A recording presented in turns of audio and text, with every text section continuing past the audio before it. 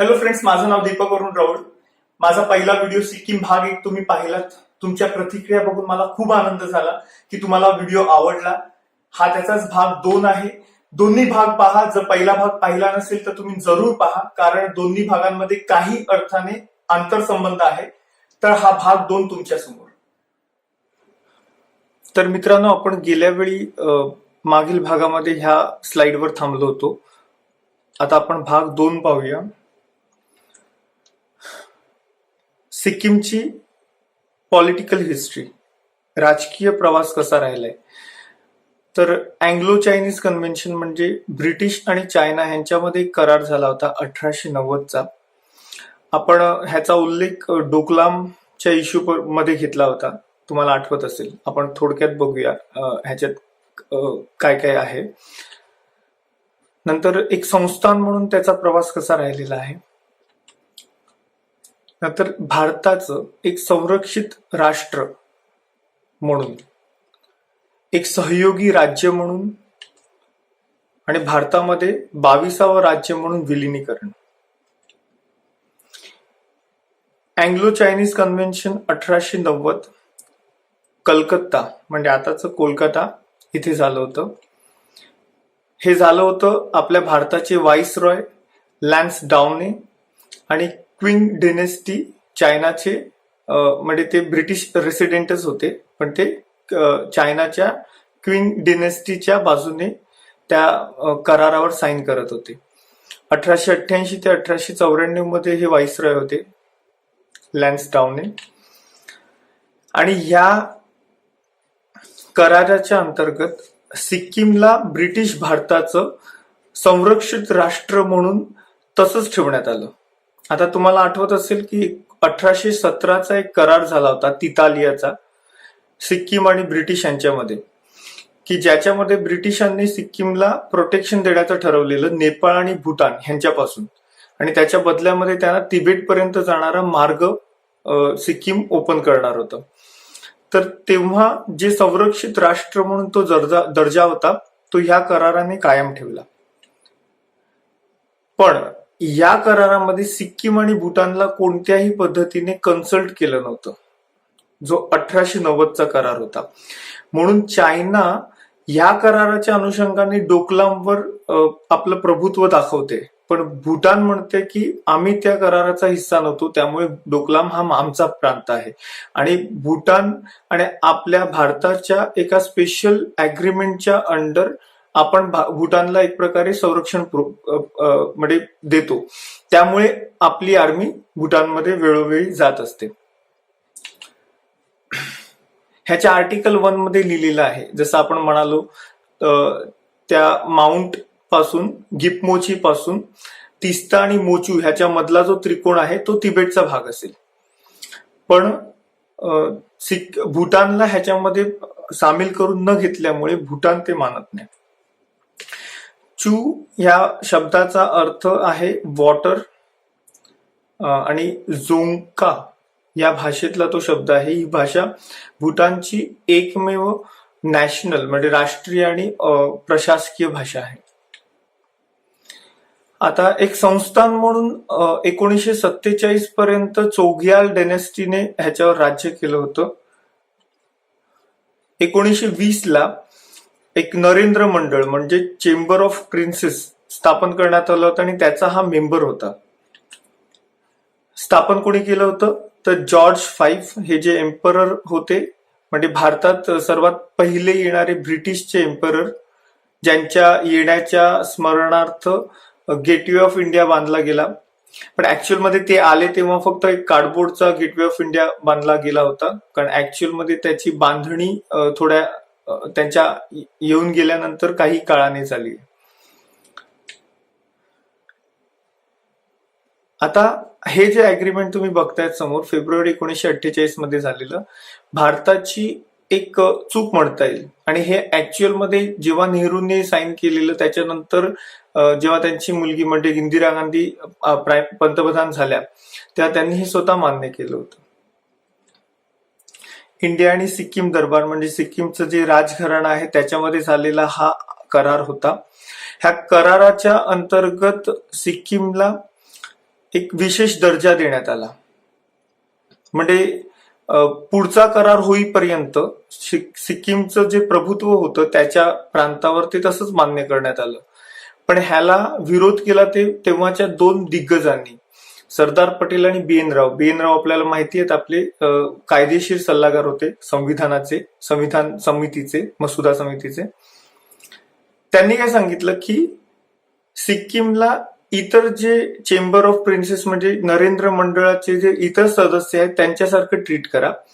जर असं करण्यात आलं असतं तर आज सिक्कीम तेव्हाच भारताचं एक राज्य म्हणून समाविष्ट झाला असता.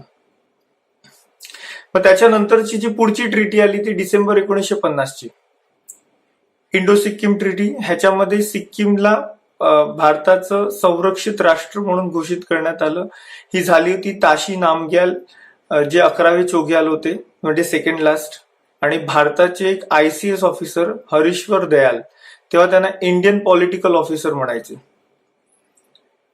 सिक्कीम भारताचं संरक्षित राष्ट्र झालं आणि ह्या ट्रीटीच्या अंडर भारताने संरक्षण, परराष्ट्र व्यवहार आणि दळणवळण या 3 विषयांचा ताबा आपल्या हातात घेतला.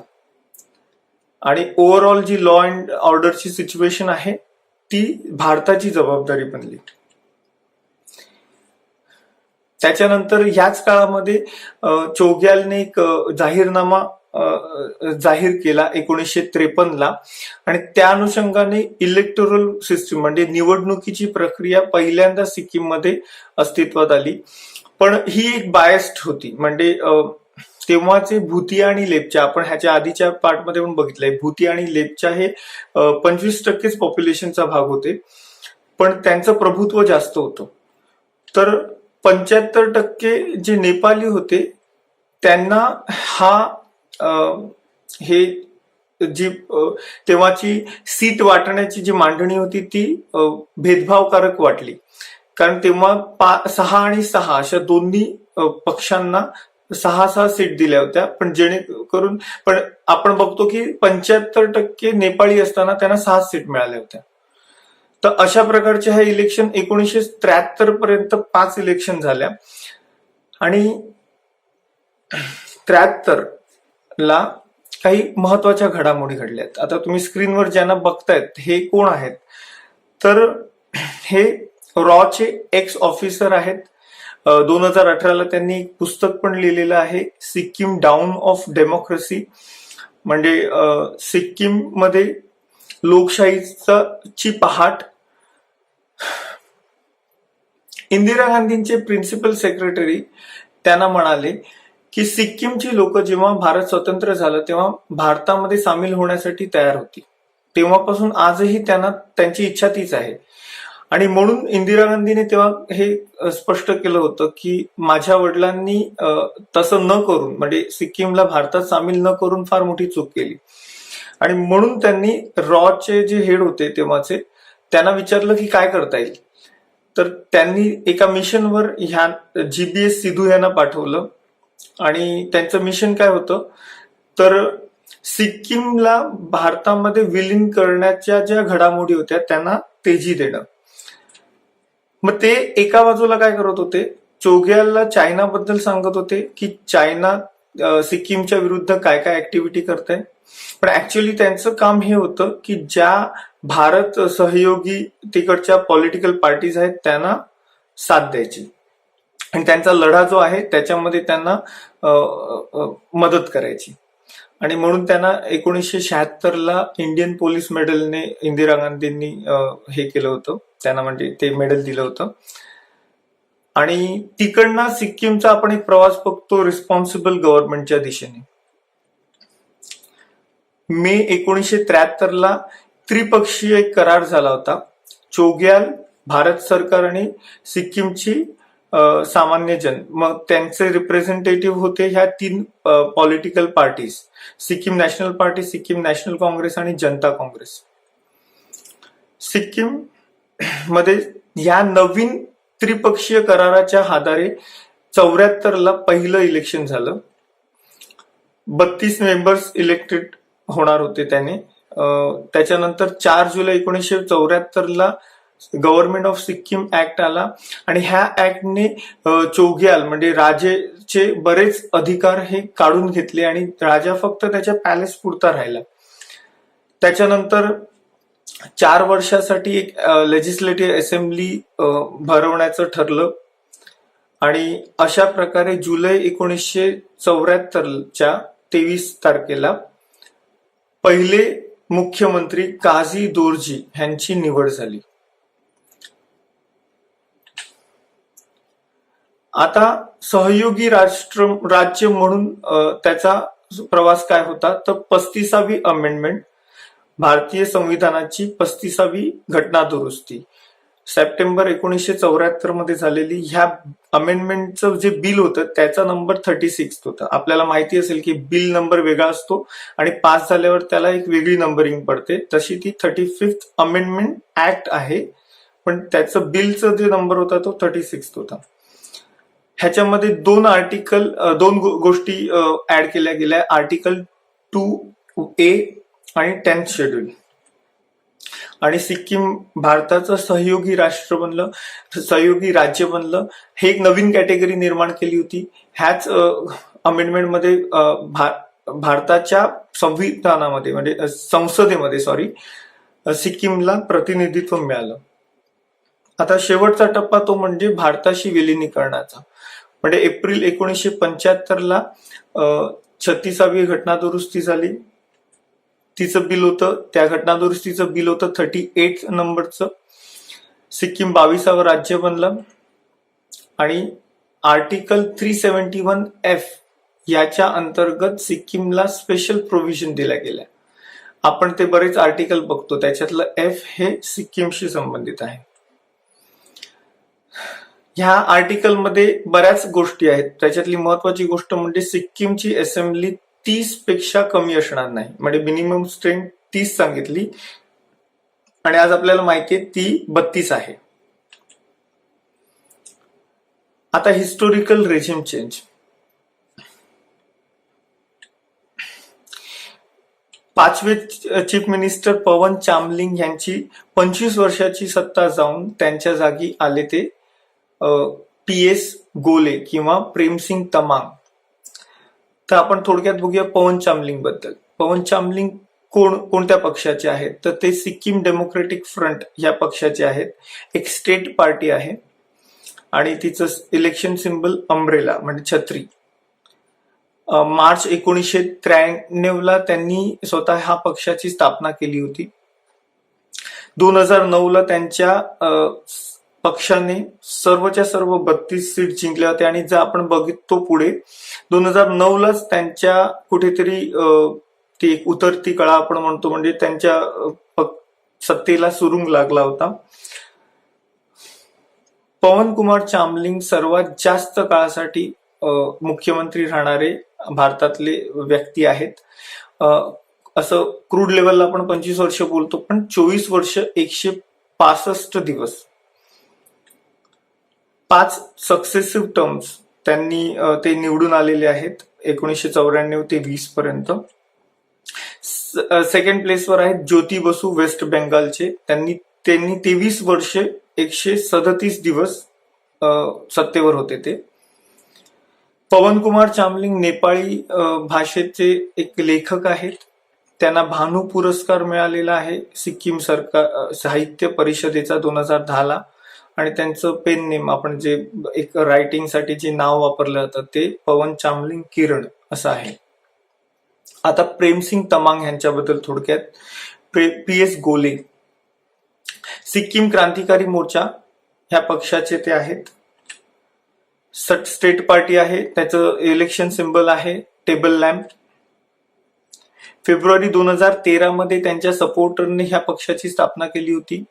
सर्वा ते असले तरी प्रत्यक्ष त्यांनी ही स्थापना केली नव्हती, कारण ते अजूनही सिक्कीम डेमोक्रेटिक पार्टीचे फ्रंटचे सदस्य होते. त्यांनी ह्या वर्षीच्या सप्टेंबरमध्ये समथिंग आपल्या सगळ्या त्या पक्षाचे राजीनामे दिले, सगळ्या पदाचे. हे प्रेमसिंग तमांग कोण होते तर 1990 ते 93 मध्ये ते एक टीचर होते गव्हर्नमेंट स्कूलमध्ये. ला जेव्हा सिक्कीम डेमोक्रेटिक फ्रंट निर्माण झाली तेव्हा ते त्याचे एक संस्थापक होते, सहसंस्थापक. 94 ते 99 मध्ये ते पशुपालन मंत्री होते. आता ही त्यांची टर्म हीच पुढे जाऊन आपण बऱ्याच ठिकाणी बघणार आहोत. ह्याच्यामध्ये त्यांच्याकडनं एक भ्रष्टाचाराचा गुन्हा झालेला आहे आणि तो पुढे जाऊन आता कसा आपल्याला करंटमध्ये आहे ते आपण बघणार आहोत. रोलू पिकनिक म्हणजे रोलू नावाच्या एका प्लेग्राऊंड मध्ये सरकारी कर्मचाऱ्यांनी एक सभा भरवली होती सरकारच्या विरोधात आणि प्रेमसिंग तमांग हे तेव्हा SDF चे MLA असताना त्यांनी या सभेला संबोधित केलं होतं आणि त्यामुळे SDF आणि त्यांच्यामध्ये एक दरी निर्माण व्हायला सुरुवात झाली आणि आपण बघतो ह्याच 2009 मध्ये 32च्या 32 सीट SDF ला मिळाल्या होत्या. पण तरीही ते पक्षाचे सदस्य होते. फेब्रुवारी 2013 मध्ये आपण बघितलं त्यांच्या समर्थकांनी कसं SKM ची सुरुवात केली आणि त्याच्यानंतर 2014च्या इलेक्शन मध्ये ते आधी लढले, हरले, मग परत ह्याच्यामध्ये बाय इलेक्शन आपण ज्याला पोटनिवडणुका बोलतो त्याच्यामध्ये ते निवडून आले. पण त्यांच्यावर त्याच 13-14च्या दरम्यान खटला टाकला गेला की ते 94 आणि 99च्या मंत्रीपदाच्या वेळी म्हणजे 96-97च्या वेळी त्यांनी भ्रष्टाचार केला. म्हणजे गायीची खरेदी विक्री करताना 9.5 लाखाचा काहीतरी घोटाळा केला आणि त्याच्या अंतर्गत त्यांना भ्रष्टाचार निर्मूलन कायदा 1988च्या अंडर सरकारी निधीचं गैरव्यवस्थापन ह्याच्या अंतर्गत शिक्षा झाली. म्हणजे त्यांना कन्व्हिक्शन झालं, त्यांच्यावर गुन्हा साबित झाला डिसेंबर 2016ला. ते कोणत्या कलमाने तर 13 कलमाने, criminal misconduct by public servant. आता लक्षात घ्या, आपण हा कायदा जेव्हा वेगळा अभ्यास करतो तेव्हा त्याला प्रॉपर आपण एक कायदा म्हणून करतो. पण एक अभ्यासाची दुसरी पद्धत असते ती ही की आपल्याला त्या कायद्यातल्या ज्या करंट अफेअर्समध्ये, करंट चालू घडामोडीमध्ये ज्याचा संबंध आहे त्या सेक्शनना पहिलं करणं. तर आपण बघतो जानेवारी 2017ला त्यांना डिस्क्वालिफाय करण्यात आलं असेंब्लीमधनं. त्यांना 1 वर्षाची शिक्षा झाली आणि ती शिक्षा पूर्ण झाली 10 ऑगस्ट 2018ला. मे 2019ला म्हणजे एप्रिलमध्ये 2019च्या एप्रिलमध्ये सिक्कीमचं 10व्या विधानसभेची निवडणूक झाली आणि त्यांच्या पक्षाला मेजॉरिटी म्हणजे चांगलं बहुमत मिळालं आणि ते मे 2019ला त्यांनी मुख्यमंत्री पदाची शपथ घेतली. ती कोणत्या भाषेत घेतली तर नेपाळी भाषेत घेतलेली आहे. पण इथेच कंटेन्शन चालू झालं, त्यांच्यावर खटले वगैरे टाकले गेले आणि त्याचं कारण काय होतं, ते चीफ मिनिस्टर जो डिस्क्वालिफाय झालेला आहे तो चीफ मिनिस्टर किंवा मिनिस्टर कसा होऊ शकतो. आता चीफ मिनिस्टर म्हणजे काय त्याच्याशी संबंधित कोणते आर्टिकल्स आहेत आपण बघूया. कलम 163(1) सांगतं की एक मंत्रिमंडळ असेल जे राज्यपालाला मदत आणि सल्ला देण्यासाठी असेल आणि त्याचे हेड असतील चीफ मिनिस्टर म्हणजे आपले मुख्यमंत्री. या मुख्यमंत्रींची निवड म्हणजे सगळ्या मंत्रींची निवड गव्हर्नर करतील, मुख्यमंत्रींची निवड गव्हर्नर करतील आणि त्यांच्या सांगण्यावरनं इतर मंत्र्यांची ते निवड करतील. हे आर्टिकल 164(1) सांगतं. आणि त्याच 164(4) मध्ये असं सांगितलेलं आहे की कोणीही मंत्री हा त्याची निवड झाल्यापासून पुढच्या 6 महिन्याच्या अंतरात विधानमंडळाचा म्हणजे विधानसभा असेल किंवा विधान परिषद असेल ह्यांचा जर सदस्य राहिला नाही, बनू शकला नाही किंवा कोणत्याही कारणाने डिस्क्वालिफाय झाला तर तो मंत्रिपदावर ती व्यक्ती राहू शकत नाही. कलम 164(4) विचारलं जाऊ शकतं. आता आपण परत त्या स्लाइडवर आलोय. मग इथे काय झालं, इथे लोकप्रतिनिधी कायदा 1951 पिक्चर मध्ये येतो ज्याच्यामध्ये अपात्रतेबद्दल लिहिलंय, सदस्याची अपात्रता. कलम 8 मध्ये, ह्या कायद्याच्या कलम 8 मध्ये काही गुन्ह्यांसाठी जर दोषी सापडलं गेलं तर त्या व्यक्तीला, ती व्यक्ती अपात्र ठरेल मेंबर राहण्यासाठी. मग एक्झॅक्टली सेक्शन 8 मधल्या कोणत्या पोटकलमाने ह्यांच्यावर खटला होता, तो म्हणजे 8(1)M. ह्याच्यामध्ये लिहिलेलं आहे भ्रष्टाचार निर्मूलन कायदा 1988 म्हणजे PCA. ह्याच्या अंतर्गत जर एखाद्याला शिक्षा झालेली असेल तर तो व्यक्ती त्याच्यासाठी डिस्क्वालिफिकेशन आहे. तर ते आपण पुढे बघूया काय काय आहे. पहिली गोष्ट तर ही अमेंडमेंट 2003 ला झालेली आहे आणि ह्या अमेंडमेंटमध्ये त्या गुन्ह्यासाठी किती शिक्षा झालेली आहे आणि त्याची अपात्रता काय आहे ह्याच्यावर सांगितलेलं आहे. तर आपण बघूया की फाईन असेल, जर फक्त फाईन झालं असेल तर जेव्हा गुन्हा साबित झालाय तिकडनं 6 वर्षापर्यंत ती व्यक्ती अपात्र राहील. पण जर तुरुंगवास झाला असेल, कितीही असेल, भले 6 महिन्याचा, तर ती व्यक्ती गुन्हा साबित झाल्यापासून त्याची सुटका झाल्याच्या नंतर 6 वर्षापर्यंत अपात्र राहील.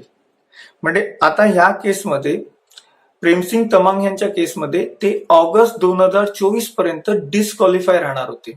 मग इकडे प्रश्न काय आला एथिक्सचा, की जर जी व्यक्ती ऑगस्ट 2024 पर्यंत डिस्क्वालिफाय राहणार आहे त्या व्यक्तीला आपण मुख्यमंत्री कसे बनवू शकतात, आणि ती व्यक्ती 6 महिन्यामध्ये निवडून येण्याची शक्यताच नाहीये.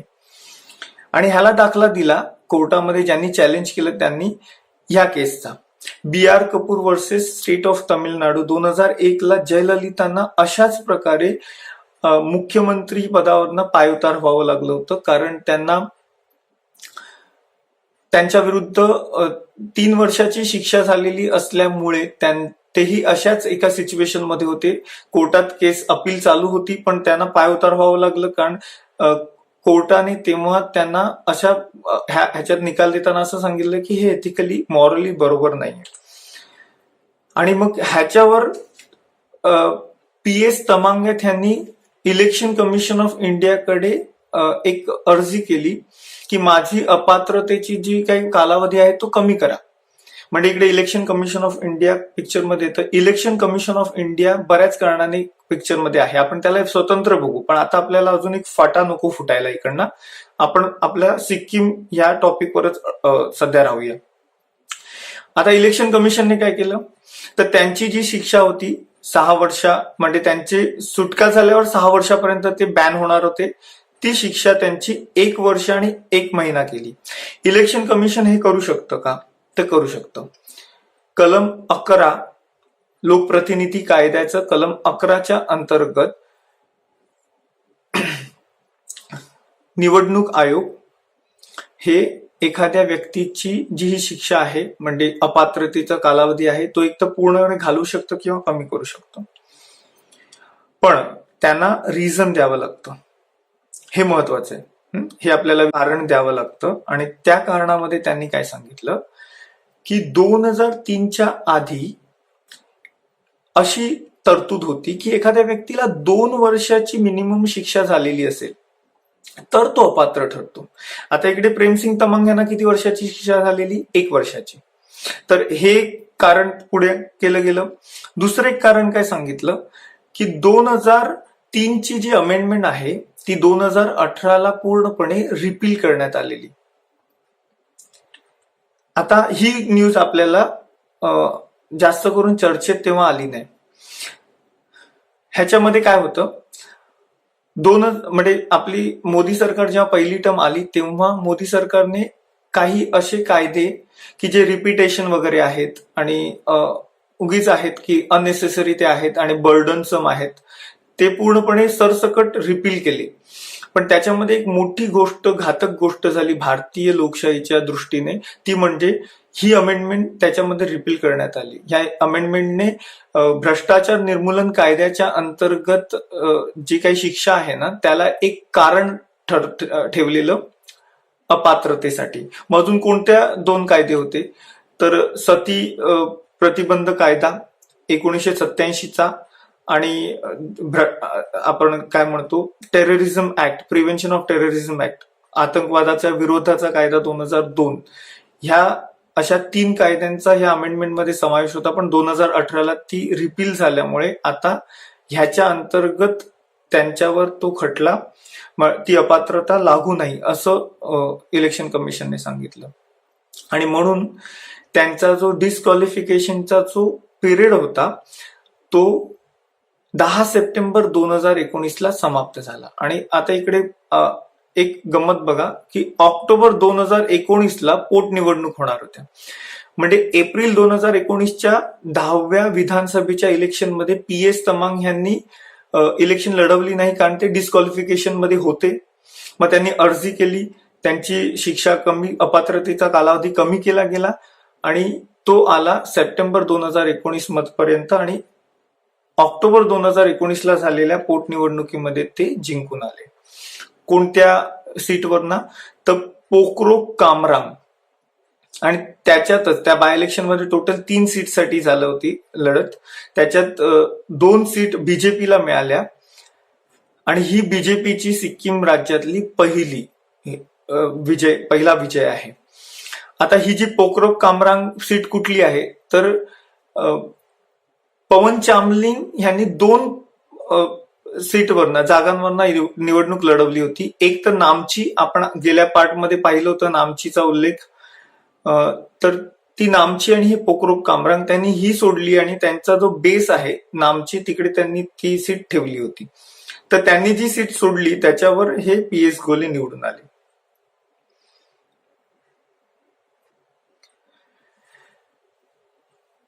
मग आता पुढे 10व्या विधानसभेबद्दल थोडस. टोटल सीट किती आहेत? 32. एप्रिल 2019 मध्ये झालेली इलेक्शन. सिक्कीम डेमोक्रेटिक फ्रंटला 15 सीट मिळाल्या, सिक्कीम क्रांतिकारी मोर्चाला 17 सीट मिळाल्या आणि बीजेपीला 0.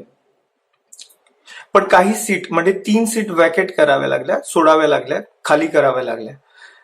कसं गणित होतं तर SDF ने 2 आणि SKM ने एका सीटवरनं एकाच व्यक्तीने 2 जागांवरनं इलेक्शन लढवली होती आणि त्यामुळे त्यांची टॅली 13 आणि 16 झाली अनुक्रमे.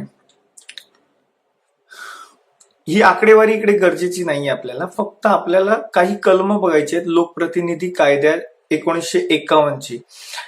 त्याच्यात सेक्शन 33(7) म्हणजे कलम 33(7) सांगतं की एक व्यक्ती 2 जागांवरनं इलेक्शन लढवू शकतो. आता का आपण ह्या स्लाइडवर बोलतो आहोत? कारण करंटमध्ये आहे अशी एक पिटिशन टाकली गेली आहे बीजेपीच्याच एका कोणी नेत्यांनी की ही पद्धत बंद करावी. इलेक्शन कमिशन बऱ्याच काळ आधीपासून ह्याच्या समर्थनात आहे की एका व्यक्तीने 2 सीटमध्ये लढायचं. याचा अर्थ एका सीट, जी सीट सोडली जाते तिकडच्या लोकांचा एक प्रकारे आपण धोका करतो. तर असं करता येते सेक्शन 33(7) अनुक्रमे अन्वये. जर दोन्ही सीटमधनं व्यक्ती जिंकून आली तर कलम 70च्या अनुषंगाने एक सीट त्याला सोडावी लागते. तर इकडे कलम 33(7) आणि कलम 70 हे आपल्याला चर्चेचा विषय आहे. आता डिफेक्शन, पक्षांतर.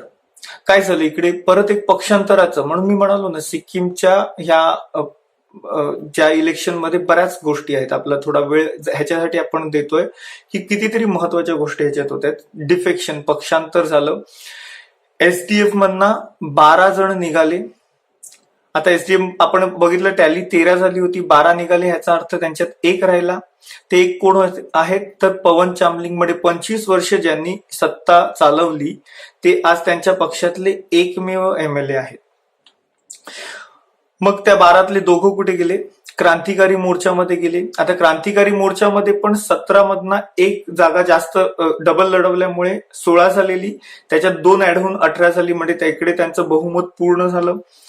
त्याच्यानंतर 10 जण गेली बीजेपी. म्हणजे बीजेपीला एकही सीट जिंकता आली नसतानाही डिफेक्शनमुळे ते एक म्हणजे आपण बोलतो ना एक म्हणजे मोठा विरोधी पक्ष बनले. ते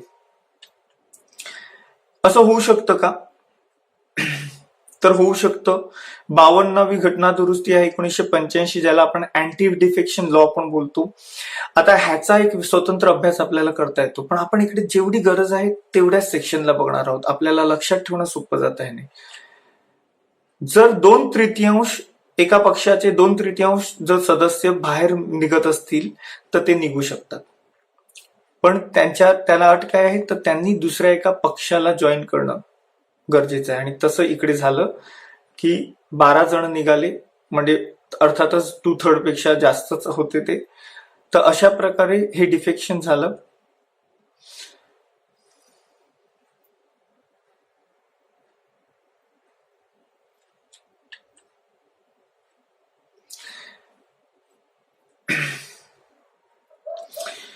तर आता ऑर्गॅनिक फार्मिंग बद्दल बघूया.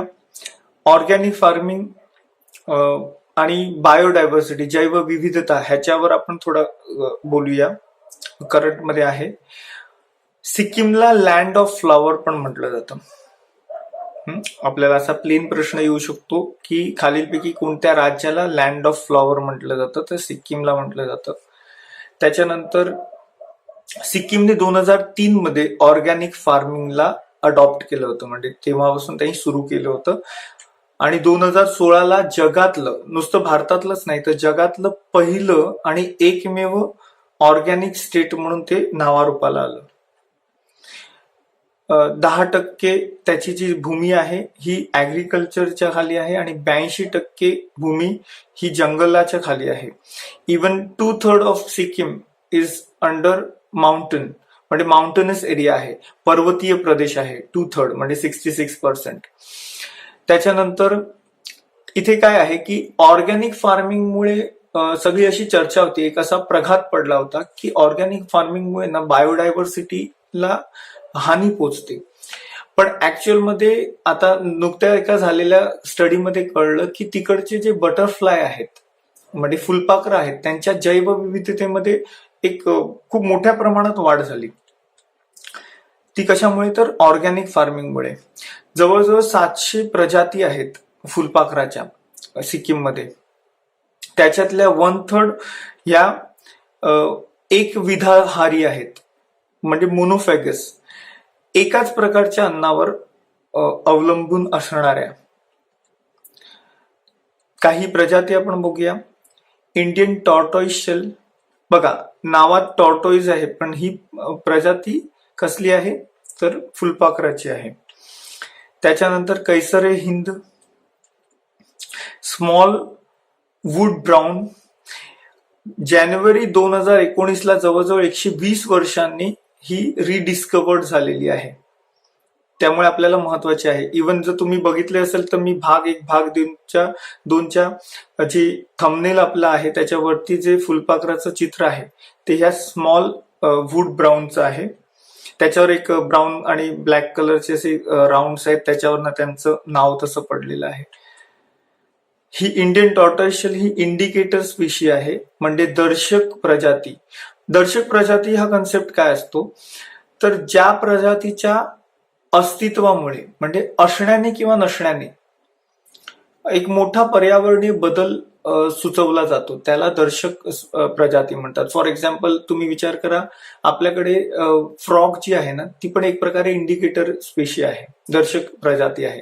आजकाल आपण बघतो की फ्रॉग म्हणजे बेडकांचा आवाज कमी येतो, तर कुठेतरी ग्लोबल वॉर्मिंगचा इशारा ते देतात. ते फार सेन्सिटिव्ह असतात ह्या प्रजाती. त्याच्यानंतर sex ratio at birth. National family health survey 2015-16 ने नवीन आकडेवारी जाहीर केली आहे. भारताचा लिंग गुणोत्तर 919 आहे, जे 2004 आणि 5 मध्ये 914 होतं, म्हणजे 10 वर्षांमध्ये ते वाढलेलं आहे. आता असं कोणतं राज्य आहे की ज्याचं लिंग गुणोत्तर भारताच्या लिंग गुणोत्तर एवढं आहे, तर झारखंड. त्याच्यानंतर ह्या स्लाइडमध्ये ह्याचं काय काम आहे, तर शार्पेस्ट डिक्लाइन, म्हणजे सर्वात जलद रीतीने कमी झालेलं लिंग गुणोत्तर असलेलं राज्य म्हणजे सिक्कीम. ते काय झालंय, 2004-5 मध्ये जे 984 होतं ते 2005 मी 5 लिहिलंय, 15-16 मध्ये 809 झालंय. आणि मग इतर कोणती शार्पेस्ट डिक्लाइन मधली इतर कोणती राज्य आहेत? तर झारखंड, अरुणाचल, आसाम, मिझोरम आणि मणिपूर. म्हणजे जर आपण बघतो तर 6 पैकी 5 राज्य आहेत की ज्याच्यामध्ये शार्पेस्ट डिक्लाइन झालंय. खूप जलद रीतीने लिंग गुणोत्तर उतरलेलं आहे. पुन्हा एकदा मी सांगतोय 2015 आणि 16 ह्याची ती आकडेवारी आहे. 5 चुकून आलेलं आहे. ओपन डेफिकेशन फ्री म्हणजे हागणदारी मुक्त. 18 एप्रिल 2018 ला भारतातलं हे पहिलं राज्य आहे ज्याला हागणदारी मुक्त म्हणून घोषित करण्यात आलं. आता 2018 ला त्याचा अर्बन एरिया असा घोषित करण्यात आला. याचा अर्थ रुरल एरिया ह्याच्या आधीच हागणदारी मुक्त झालेला आणि तो झालेला 2008 मध्ये. आता एक शेवटची स्लाइड आपण बघूया ती म्हणजे हमरो सिक्कीम पार्टी. बायचुंग भुतिया यांनी 2018 ला स्थापन केलेली हा पक्ष आहे. ह्यांच्याबद्दल अजूनही बरीच माहिती येऊ शकते, पण ते आपण एक व्यक्तिविशेष मध्ये एक वेगळं एक व्हिडिओ बनवू, त्याच्यावर बघूया. फक्त इकडे हे देण्याचं एवढंच कारण की आताच्या लॉकडाऊन मध्ये बायचुंग भुतिया यांनी जसं मी सांगितलं की त्यांची एक 5 मजली इमारत जे मायग्रंट लेबरर आहेत त्यांच्यासाठी ओपन केली होती. तर अशा प्रकारे आपण हा सिक्कीमचा भाग 2 संपवलेला आहे. थँक्यू, धन्यवाद पाहण्यासाठी. तर मित्रांनो, तुम्ही भाग 2 पाहिलात. माझा विश्वास आहे भाग 1 प्रमाणे तुम्हाला भाग 2ही आवडला असेल. जर तुम्हाला आवडलाय तर तुम्ही लाईक करा, शेअर करा, जास्तीत जास्त मुलांपर्यंत पोहोचवा, कारण त्यांनाही ह्याचा फायदा होऊ दे. आणि जर तुम्ही सबस्क्राईब केलं नसेल तर सबस्क्राईब करा, कारण असे कितीतरी अधिक व्हिडिओ घेऊन मी तुमच्या समोर येणार आहे. आपण लवकरच भेटू एका दुसऱ्या स्टेटला घेऊन. तिथपर्यंत तुम्ही एक्झामवर फोकस ठेवा, अभ्यासाच्या मनोवस्थेत बनून राहा. काळजी घ्या.